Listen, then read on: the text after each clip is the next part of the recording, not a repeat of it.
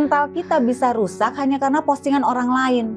Kenapa bisa gitu? Karena kita membiarkan apa yang kita lihat, kita acceptance. Kan harusnya kita punya kemampuan menolak. Iya. Biasa aja, santai aja. Maka Intan tuh suka kalau misalnya ibu-ibu ya, ibu-ibu Instagram tuh seseruan aja, jadi dimasukin ke hati. Iya sih, bener. Ibu dimasukin ke hati sih, orang dress code kuning, ibu komentarin orang dress code hijau. Ya akhirnya ibu jadi stres aja karena dress code orang lain gitu kan. Nah, jadi gini, kalau ibu bikin, pokoknya aku ngajarin gini, ibu-ibu indikatornya gini ya, aku bilang simple aja. Kalau ibu setiap lihat Instagram, hati ibu panas, gak usah mulut deh ya. Misalnya, dasarnya bisa aja hati ya, tapi kita gak bicara mulut. Berarti Instagram ibu udah salah. Mending ibu matiin, ibu log out, gak usah buka-buka Instagram. Berarti isinya sesuatu yang mancing keburukan. Apalagi kalau sampai mengeluarkan ucapan, pamer. Karena itu sebenarnya ngerusaknya ke kita. Kan kita yang ngumpulin tuh energi negatifnya. Benar ya? Sebenarnya kan tubuh ini bereaksi atas apa yang kita pikirkan. Nah, otak kita memberikan perintah atas apa yang kita rasakan. Umi bisa bayangin nggak, setiap kita lihat Instagram atau sosial media, kita ngerasainnya nggak enak. Maka otak mencernanya kan selalu negatif, maka tubuh merasa negatif. Bangga Mbak Intan, karena selama kenal Mbak Intan tuh ya taunya Mbak Intan happy aja, keluarga bahagia, sakinah, anak-anak ganteng cantik gitu ya, terus juga suami support, karir bagus ya, teman-teman teman-teman juga circle yang positif, jadi kayaknya makanya apa yang kurang ya dalam hidupnya seorang Intan Erlita. Ternyata iya memang manusia semuanya nggak ada yang sesempurna itu. Betul. Semua sama Allah udah dikasih ujiannya masing-masing, termasuk juga saya teman-teman. Jadi jangan ngelihat Ummu Sajat, Ustaz Fatih itu, Ummu Sajat sama Ustaz Fatih itu apa ya masalahnya banyak. Cuma bedanya kita nggak ngeluarin ya. Iya, cuma bedanya kita nggak cerita aja. Karena kalau kita cerita pada orang yang tidak tepat juga nggak akan jadi solusi kan. Malah bisa jadi kompor atau malah akan memperkeruh suasana gitu. Saya jadi ingat Ustaz Fatih itu sering banget menasehati saya ya sebagai istri, dan kita sering ngobrol sebagai orang tua ya. Hati-hati ya Mi, kita itu jangan sampai beternak anak. Beternak anak itu anaknya dilahirin, dibesarkan, dikasih kandang yang bagus, rumah maksudnya, disekolahin di tempat terbaik gitu. Tapi ruh kita nggak bersatu. Kita sama ternak aja kadang-kadang ruh kita lebih nyatu. Kayak di rumah tuh Ustaz Fatih piara burung, kan? Tiap pagi burungnya dielus. Tiap pagi burungnya ditaruh di sini, kayak tadi pagi tuh burungnya diajak ngobrol, gogo gitu. Masa sama anak kita nggak pernah ngobrol? Kita ini tuh beternak anak atau betul-betul mau mendidik anak. Sering orang tua itu fokusnya sekarang pada beternak anak. Nauzubillah min dzalik ya teman-teman. Dan saya setuju banget apa yang Mbak Intan sampaikan tadi. Kalau ada sesuatu yang salah dalam hidup kita, maka bercerminlah pada diri kita sendiri dulu. Jangan suka nunjuk kesalahan orang lain. Karena Allah katakan saja ku anfusakum wa ahlikum. Jadi sebelum kita ngajak orang lain untuk terhindar dari azabnya Allah, nerakanya Allah, diri kita sendiri dulu. Betul. Jadi Quran aja udah kasih tuntunan itu, cuma kita baru tahunya kan baru-baru ini saja. Betul, kan Mbak Intan. Dan benar lagi apa yang katakan Mbak Intan tadi, saya setuju banget teman-teman. Kata Mbak Intan, kalau ada masalah apa-apa, kembalilah ke agama. Tenangkan dulu hatimu, baru nanti masalahmu akan diselesaikan. Makanya kan Allah katakan, ala bizikrillah tatmainul qulub. Cuma dengan berzikir kepada Allah, hati akan tenang. Zikir itu kan sholat, zikir itu kan doa, zikir itu kan tilawah Quran. Zikir itu kan ya zikir pagi petang gitu. Berarti apa? Itu kan hablum minallah sebetulnya. Nah itu yang seringkali kita lupakan itu. Walaupun kita tidak menafikan keberadaan psikolog, psikiater ya, karena mereka juga adalah profesional yang berbasis ilmu kan. Tapi Mbak Intan, hadirnya seorang psikolog atau psikiater ya, itu sebetulnya baru dibutuhkan pada saat kapan sih? Nah, jadi gini sekarang itu kan kita tuh terbrainwash dengan apa yang ada di sosial media ya. Jika punya masalah langsung lari ke psikolog gitu kan. Jika punya masalah langsung lari ke psikiater. Gak ada yang salah bebas aja gitu kan. Orang kan punya pilihan dalam hidup ya. Tapi hidup itu kan pilihannya ada konsekuensi ya. Ternyata dalam ilmu yang kupelajari, yang pertama kali ketika kita punya masalah yang kalian gabungkan ya doa sama Allah lah, gelar sejadah kan harusnya pertama itu kan. Dan sebenarnya kan Islam sudah mengajarkan itu kan. Dalam psikologi Islam juga itu tatanannya kayak gitu ya. Pertama kali punya masalah, lari dulu tuh, doa dulu sama Allah gitu kan. Makanya kenapa ada sepertiga malam segala macam kan. Nah, berdoa nih. Kalau misalnya manusia, kan kalau manusia itu secara normalnya dia memang butuh visual. Kalau curhat tuh pengen ada depannya gitu ya. Kan kalau belum ketemu baru sejadah tuh ada yang udah tenang, ada yang masih rasanya pengen ngomong. Nah kalau pengen ngomong pun, saran yang kedua adalah cari orang terdekat dalam keluarga sehingga masalah aib itu tidak tersebar kemana-mana. Nah jika nggak ada dalam keluarga, barulah datang ke psikolog atau psikiater. Jadi urutannya tuh sebenarnya seperti itu, sebenarnya ya.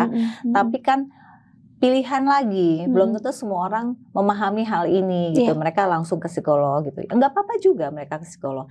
Tapi menurut aku lewati dulu tahap-tahapan itu.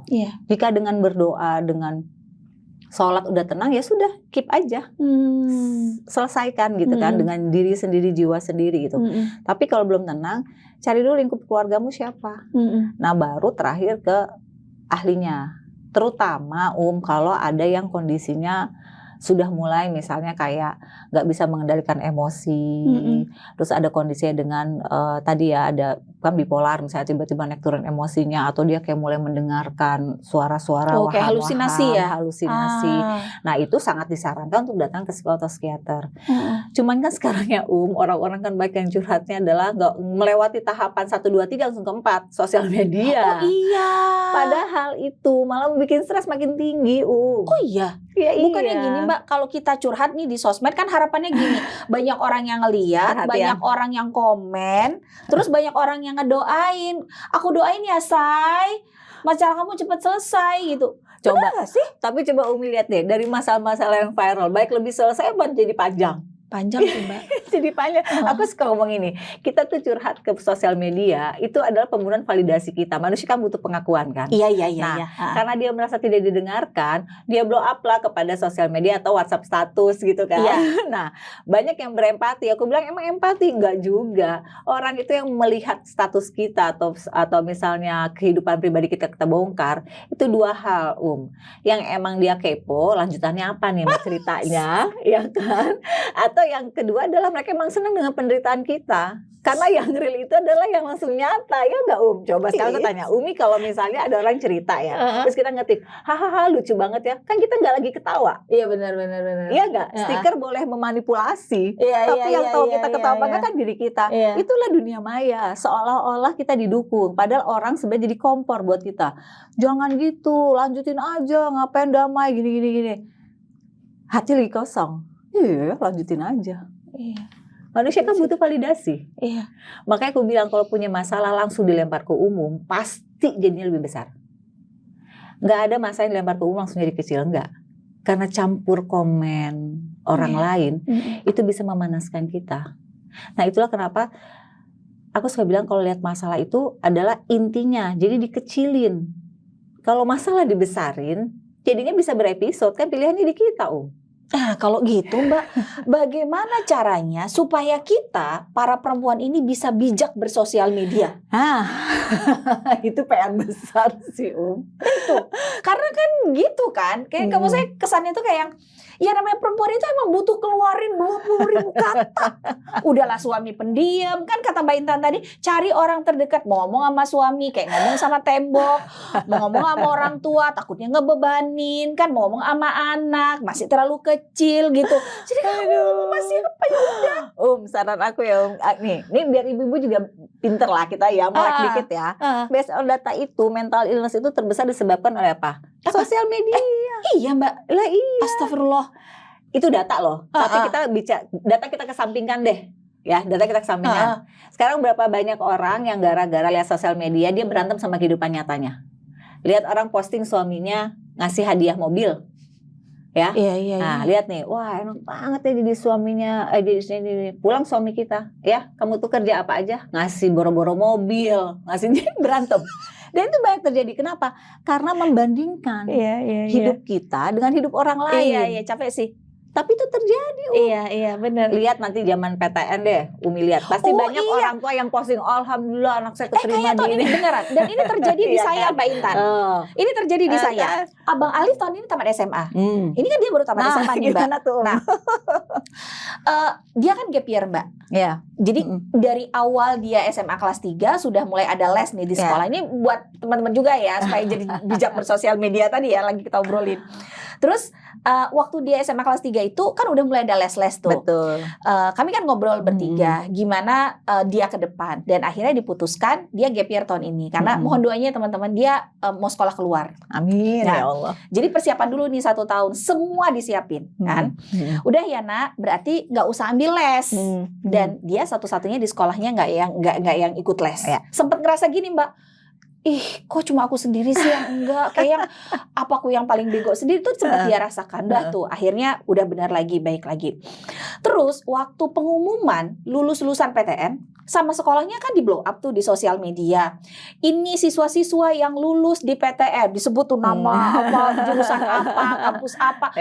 Dia nangis loh, Mbak. Dia ketemu aku, dia jumpain saya gitu. Umi mau ngobrol. Iya nak, mau ngobrol apa? Umi udah lihat belum ini postingan dari sekolah abang? Udah Umi lihat. Kenapa ya Bi? Kok abang kayak ngerasa paling bego sendiri ya? Dia bilang. Itu sosial media. Iya, abang loh Mi. Dia kan ketua OSIS ya Mbak ya. Abang kan ketua OSIS ya Mi. Harusnya nama abang tuh ada di sini. Dia bilang. Ya namanya juga masih anak SMA kelas 3, masih agak gini-gini kan. Udah yakin aku mau sekolah di luar, yakin gap year. Begitu ngelihat temen ada yang lulus PTN langsung goyang. Ya gitu Mbak gitu. Iya. Itu baru sekolah, belum lagi ketika teman-temannya udah mulai posting dengan jaket alma mater. Yes. Kampus gue lagi persiapan buat ospek lah segala macem gitu. Aduh, dia bilang dia tuh sampai akhirnya dia sempat beberapa waktu agak jauh dari sosial media. Buat saya bilang, udah nak, kalau abang anggap itu jadi kayak racun, abang harus berhenti. Nah, nanti abang toksik. Itu pesannya. Itu Mbak, bener. Mental kita bisa rusak hanya karena postingan orang lain. Kenapa bisa gitu? Karena kita membiarkan apa yang kita lihat, kita acceptance. Kan harusnya kita punya kemampuan menolak. Biasa aja, santai aja. Maka Intan tuh suka kalau misalnya ibu-ibu ya, ibu-ibu Instagram tuh seseruan aja, jadi dimasukin ke hati. Iya sih bener. Ibu dimasukin ke hati sih, orang dress code kuning, ibu komentarin orang dress code hijau. Ya akhirnya ibu jadi stres hanya karena dress code orang lain gitu kan. Nah, jadi gini, kalau ibu bikin, pokoknya aku ngajarin gini, ibu-ibu indikatornya gini ya, aku bilang simple aja. Kalau ibu setiap lihat Instagram, hati ibu panas, gak usah mulut deh ya. Misalnya, dasar nih bisa aja hati ya, tapi kita gak bicara mulut. Berarti Instagram ibu udah salah. Mending ibu matiin, ibu log out, gak usah buka-buka Instagram. Berarti isinya sesuatu yang mancing keburukan. Apalagi kalau sampai mengeluarkan ucapan, pamer. Karena itu sebenarnya ngerusaknya ke kita.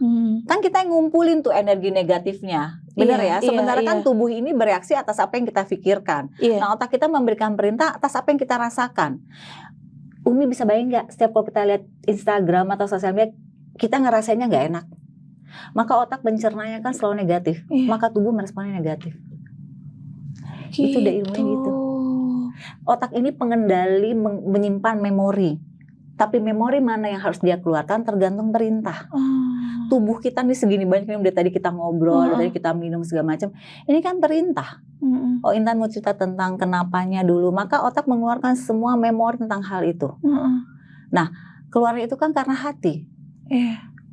Jadilah perilaku kita. Makanya aku bilang, kalau ibu setiap lihat Instagram, lihat Facebook, cuman hatinya panas, udah pada ibu ngerusakin jiwa ibu, yang ada berantem ya enggak. Yang parahnya sosial media itu bisa menyebabkan kita seperti putus harapan. Iya sih ya, benar sih. Berarti aku gagal ya. Iya betul. Berarti makanya aku kan kebalikan ya Kalau orang bilang sekolah di PTN bagus nggak? Bagus. Di PTS bagus nggak? Bagus.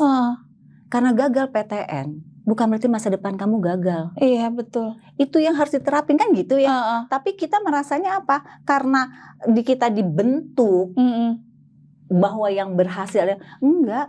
Bahkan kan aku keterima di PTN, alhamdulillah yang pertama kemarin kan. Aku sama ngomong sama aku gini, ini bukan berarti kamu sukses ya nak. Kesuksesan kamu masih panjang, cuma satu pintu kamu lalui dengan cara yang baik.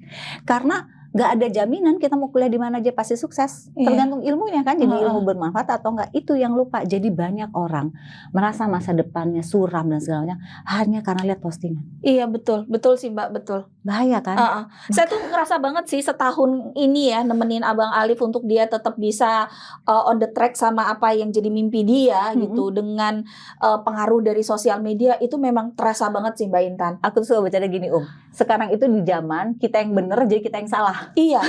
Padahal gini, sebetulnya orang posting itu tuh sebetulnya juga nggak ada maksud Nggak ada apa-apa masalah. gitu.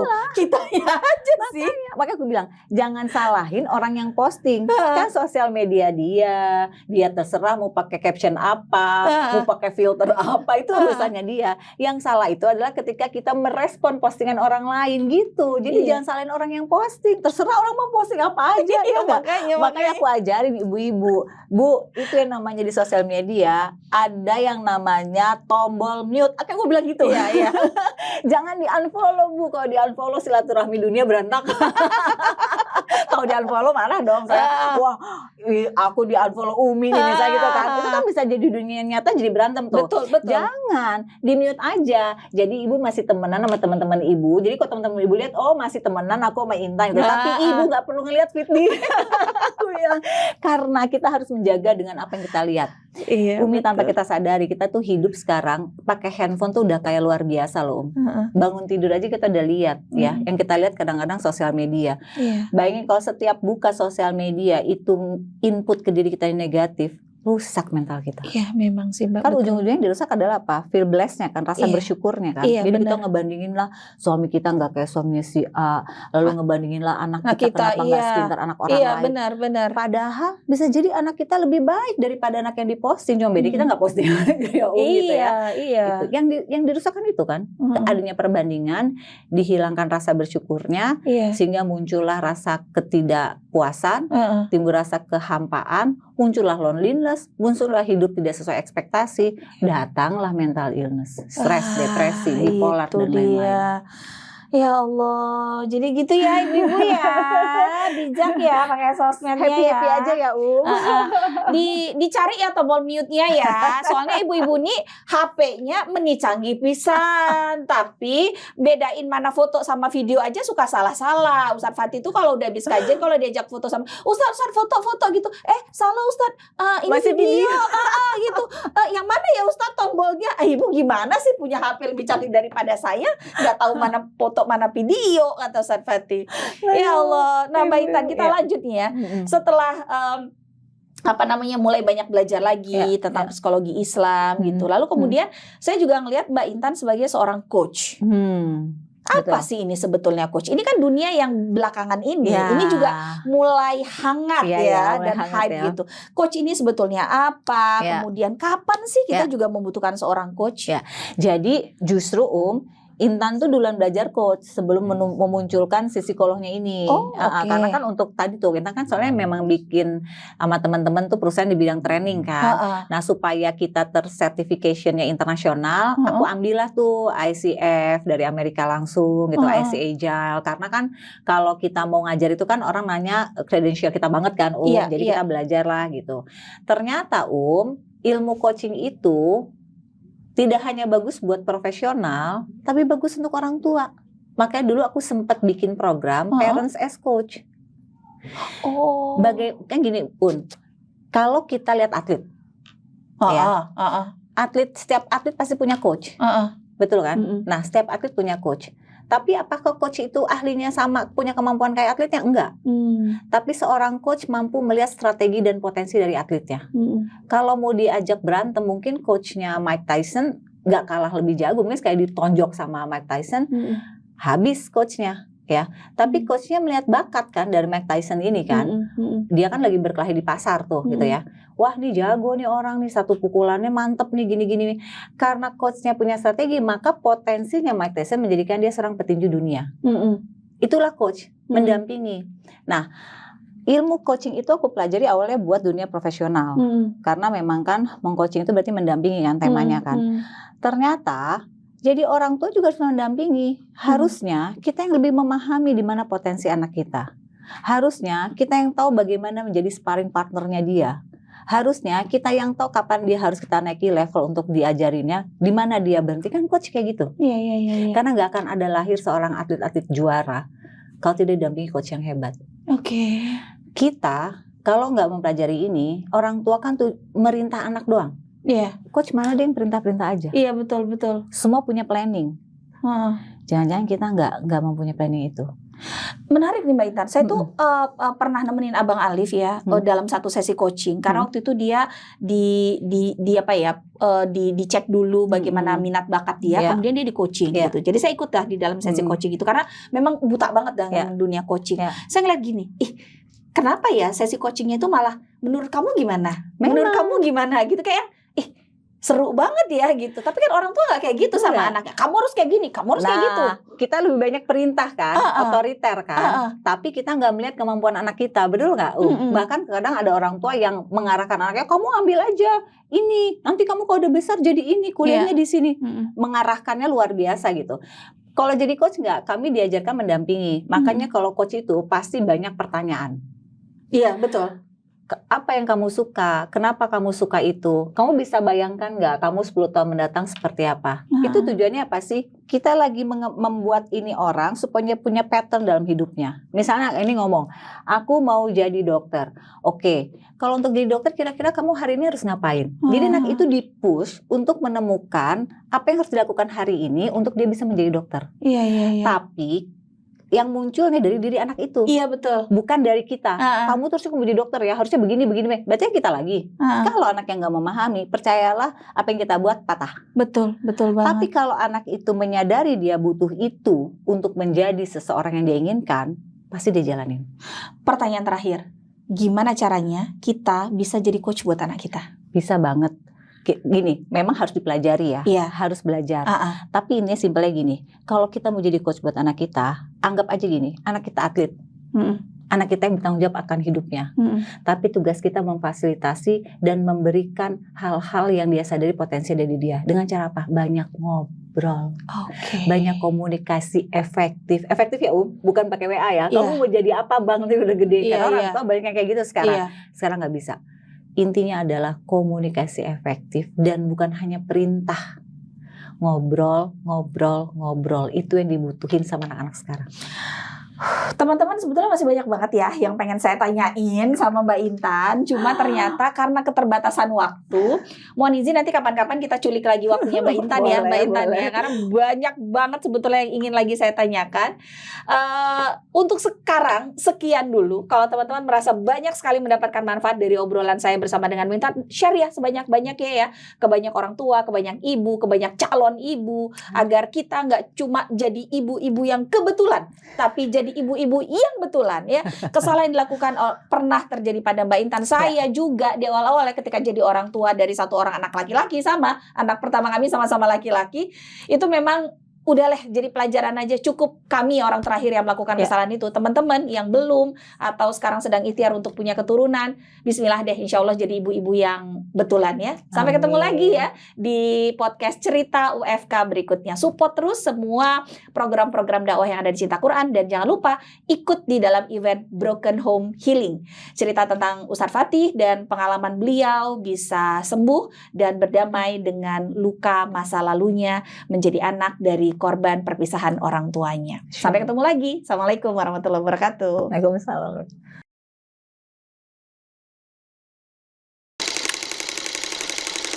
Jadi orang tua itu bukan bercerai hidup tapi bercerai mati. Iya, jadi ibu itu wafat akibat bapak. Saat itu usia 8 tahun belum paham gitu ya. Yang aku tahu bapak jahat gitu, bapak kenapa pergi gitu, mereka udah besar gitu, kenapa bapak milih mereka, aku tuh masih kecil, masih butuh bapak gitu. Ya terus untuk apa gitu, maksudnya tuh mereka dulu bareng-bareng hingga lahirlah saya gitu ya. Kalau ternyata sebelum saya lahir pun mereka udah pisah gitu. Ibu adalah sosok yang menyayat hati Cynthia, karena ibu adalah orang pertama yang mencaci maki kerudung aku, dan ibu adalah orang yang entah kenapa beliau tuh suka sekali merendahkan Cynthia gitu. Sangat sakit gitu ya, sangat sakit. Bapak itu banyak mengkhianati ibu sehingga ibu tekanan batin, banyak penyakit sampai akhirnya sakit gitu loh. Saya berkali-kali berdamai dengan Bapak, gagal terus gitu. Dan muncul kebencian lebih dalam ketika ingin berusaha untuk berdamai gitu sama Bapak. Kok Bapak kayak gini gitu? Kok Bapak dari kecil tuh gak pernah ada gitu, kayak kenapa aku tuh ditinggalin terus gitu. Kenapa Bapak ninggalin aku? Idaman bagi sebuah keluarga adalah tetap bersama. Dan idaman bagi seorang anak melihat orang tuanya saling cinta. Tapi tidak semua orang merasakan hal yang sama. Saya dibesarkan dari keluarga broken home. Saya sangat mengimpi-impikan ayah dan ibu saya bisa hidup bersama dan menikmati cinta sepenuh jiwa. Tapi saya tidak mendapatkannya. Dan dampaknya bagi anak broken home tidaklah mudah. Dia akan menjalani sisa-sisa hidupnya dengan penuh luka-luka di dalam jiwanya. Dan alhamdulillah saya sembuh melewati itu semuanya. Dan saya ingin mengajak sahabat semuanya untuk sembuh bersama event yang saya gelar Broken Home Healing.